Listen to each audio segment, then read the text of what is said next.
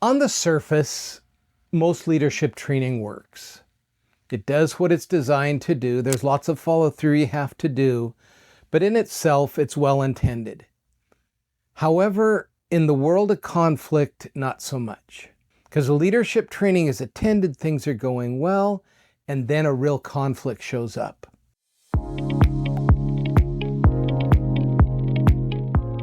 That's usually the moment leaders feel themselves speed up, tighten up, explain too much, or shut things down altogether.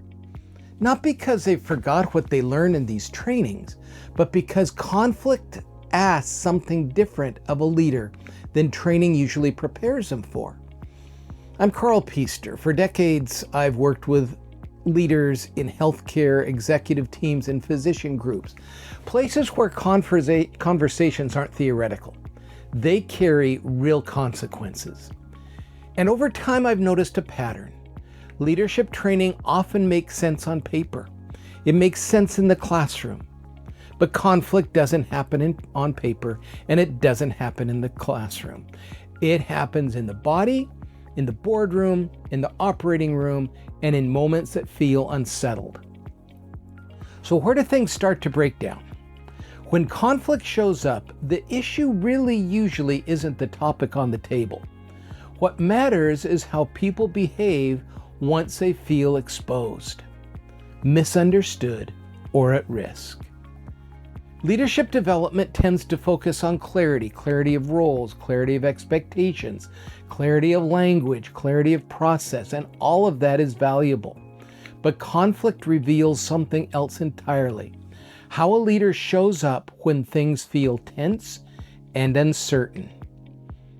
Conflict reveals something entirely different. How a leader shows up when things feel tense and uncertain. That's where the gap appears. So what does pressure do to us? Under pressure, most people don't access their best thinking. Physiologically, the body shifts. Heart rate increases, attention narrows, listening becomes selective. That's not your lack of discipline or maturity. It's a biologically based human response.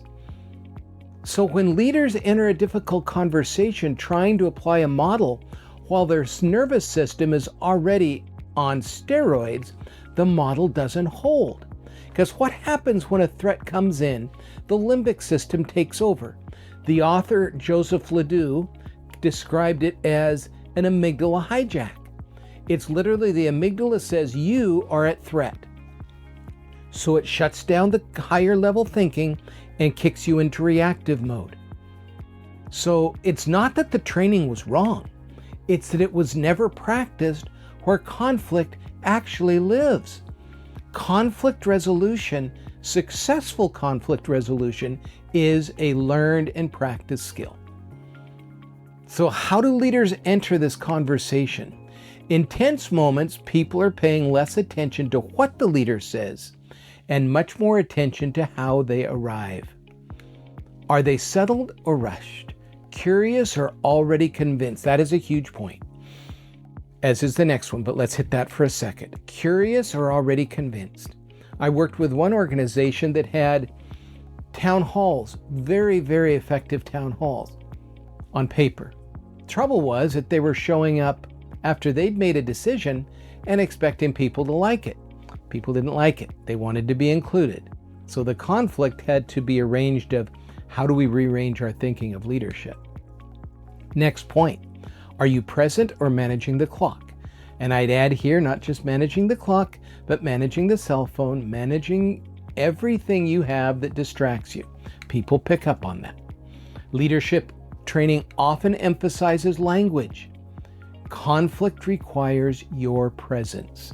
Your language is important, but you got to be there focused on the people in the room. If anyone senses that they're being managed instead of understood, they instinctively protect themselves.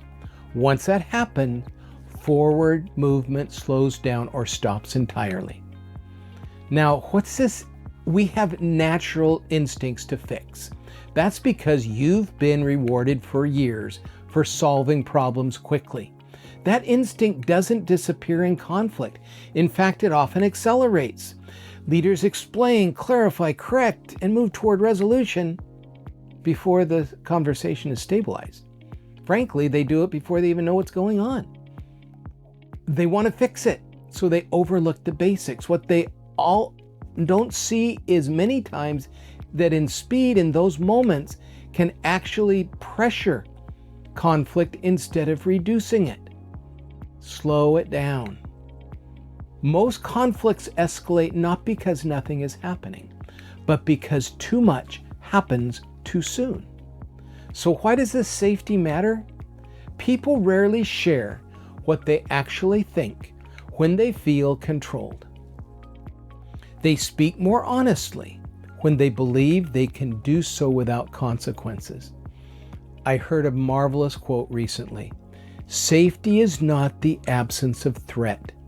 Safety is the presence of connection. That sounds fluffy, rethink. It's not eliminating all threat. It's having a connection with those you work with so they can explain themselves without thinking that there will be a consequence somewhere. That's what safety really means in a conversation. Not agreement, not comfort, but the sense that telling the truth won't cost you. Cost me after the meeting, or cost me a promotion, or cost me whatever I'm afraid of. Until that's present, conversations stay at the surface level. The real issue never quite comes into focus. So another issue people struggle with is this sitting with uncertainty. They want to fix it. Most leaders are willing to have hard conversations. What's harder is staying in the middle of uncertainty long enough for clarity to emerge. Conflict doesn't come with a script. There isn't always a clean resolution in the moment.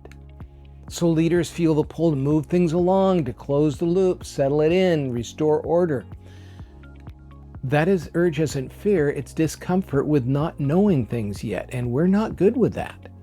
So what actually helps? What makes the difference in real conflict isn't another framework, it's posture.